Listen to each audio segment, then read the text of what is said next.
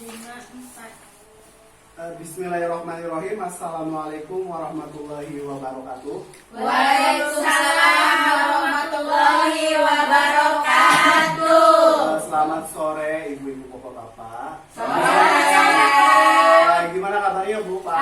Alhamdulillah baik. Luar biasa. Ya, kita kembali lagi Bu Pak ya di acara biasa, acara tiap bulan kita ketemu ya, namanya apa Bu Pak?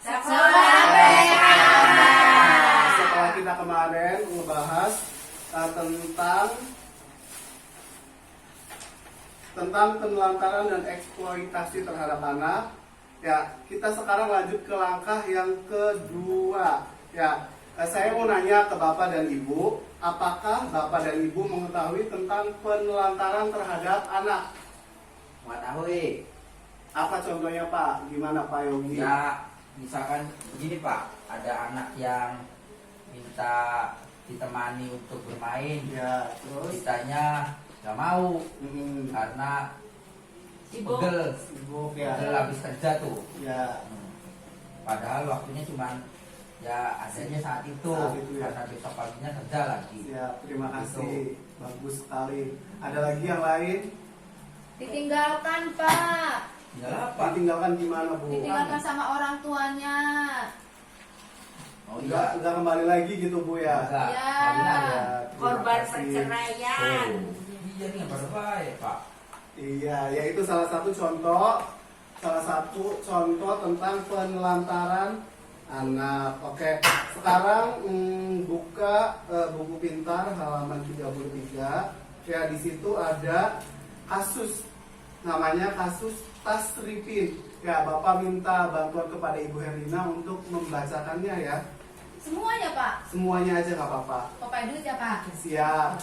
Ya, yang lain dengarkan ya, soalnya habis ini ada pertanyaan. Kisah Tasripin, bocah 12 tahun yang harus menghidupi ketiga adiknya. Jakarta. Jauh di sebuah dusun di Desa Gunung Lurah, Kecamatan Cilongok, Banyumas, Jawa Tengah. Tasripin 12 tahun, bocah tanggung dari dusun pesawahan, harus hidup sendiri dan mencari nafkah untuk menghidupi ketiga adiknya, yakni Dandi 9 tahun, Rianti 7 tahun, dan Dario. Tasripin harus bekerja di sawah agar adik-adiknya tetap bisa makan.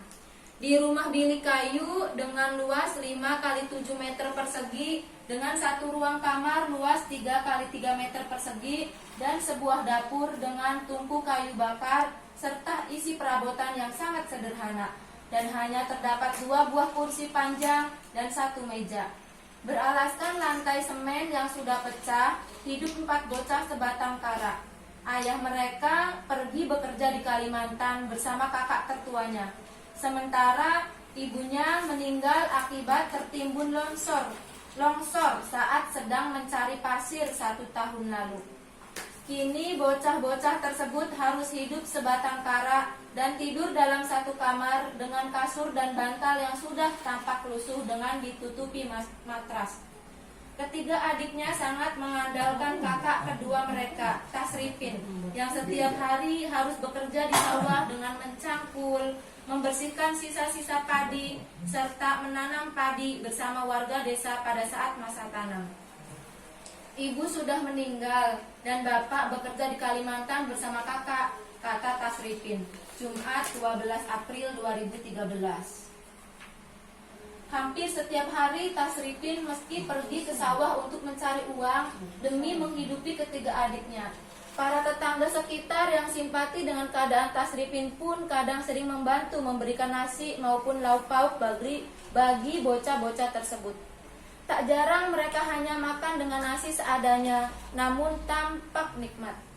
Kalau berangkat ke sawah jam 7 pagi dan pulang jam 12 siang, kadang sehari dapat 30.000 sampai 40.000 rupiah sehari. Itu beli beras dan sayur, sisanya untuk jajan adik, jelas bocah yang telah putus sekolah itu. Pagi sebelum dia berangkat ke sawah, Tasripin harus memasak nasi dan sayur untuk adik-adiknya. Selain memasak, dia juga harus mencuci pakaian, menyapu, serta memandikan adik-adiknya. Tapi bukan hanya sekedar memandikan dan memberikan makan untuk adik-adiknya. Dia pun bertanggung jawab terhadap akhlak adik-adiknya dengan mengajak adik-adiknya sholat dan mengaji di musola depan rumahnya. Sudah, Pak. Terima kasih Ibu Herlina ya. Sama-sama. Setelah tadi kita menyimak kisah Tasripin, ya Bapak mau menanyakan kepada Pak Yogi, apa saja pekerjaan dan tanggung jawab yang dilakukan oleh Tasripin dalam menghidupi adik-adiknya, Pak? Anu waktu kayaknya Pak. Ya, terus apa lagi, Pak? Ya, terus lupa Pak, bacaannya banyak. Ya banyak ya.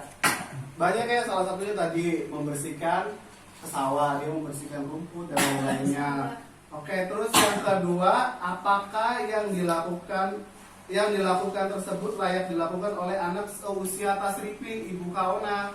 Iya, Pak. Tidak layak, Pak. Ya, tidak layak kenapa, Bu? Soalnya Tasripin ini usianya masih usia sekolah. Ya, usia sekolah. Iya, seharusnya bersekolah dan harusnya bermain. bersekolah, tapi karena keadaan yang begitu memprihatinkan, akhirnya Tasripin pun bekerja untuk menghidupi ketiga adiknya. Iya. Terus yang ketiga, apa yang seharusnya dilakukan ayah atau kerabatnya terhadap Tasripin dan adik-adiknya, Ibu Feni? Membantu mengurusnya, Pak, Iya, harusnya. dan Ya, membantu betul. memenuhi kebutuhan hidupnya. Ya betul, harusnya kayak gitu Bu ya. Bapaknya harusnya pulang, nengok anaknya gimana kabarnya. Jangan dibiarkan begitu saja. Terang-terangkan makanya, Ya Pak. jangan ditelantarkan ya. Terima kasih buat Ibu dan Bapak. Sebelumnya kita tepuk semangat dulu ya, biar kita semangat lagi. Tepuk semangat. Semangat.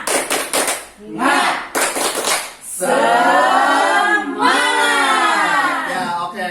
Selanjutnya kita lihat flip chart ini ya, tentang pengertian penelantaran anak. Tidak dilakukannya kewajiban dan tanggung jawab orang tua atau pengasuh dalam memenuhi kebutuhan dasar anak, ya baik fisik, psikis, rohani maupun sosial. Anak terlantar adalah anak yang karena suatu sebab orang tuanya melalaikan kewajibannya sehingga kebutuhan anak tidak dapat dipenuhi dengan wajar, baik secara rohani, jasmani maupun sosial. Itu menurut Undang-Undang Pasal 1 tahun 1979. Ya, jadi penelantaran anak itu tidak dilakukannya kewajiban dan tanggung jawab orang tua dalam memenuhi kebutuhan dasar anak, ya, termasuk kasih sayang dan perhatian. Ya, yang ngerawat anaknya itu Pak, nggak sanggup ya? Ya nggak Itu sanggup. penelantaran. Ya intinya tadi balik lagi, ya kalau kita punya anak berarti kita harus siap dengan konsekuensinya yang diambil ya. Ada yang ditanyakan? Nggak ada. Nggak ada. Oke, sekarang kita akhiri ya acara kali ini. Semoga apa yang Bapak sampaikan bisa dipraktekkan di rumah dan memberikan manfaat buat kita semua ya. Menelantarkan aku, Pak, dicontohkan. Oh iya. Ya jangan sampai, ya intinya apa ya wawasannya kita ambil gitu ya. Udah, terima kasih, kurang lebihnya mohon maaf. Bila taufiq wal hidayah. Wassalamualaikum warahmatullahi wabarakatuh. Waalaikumsalam.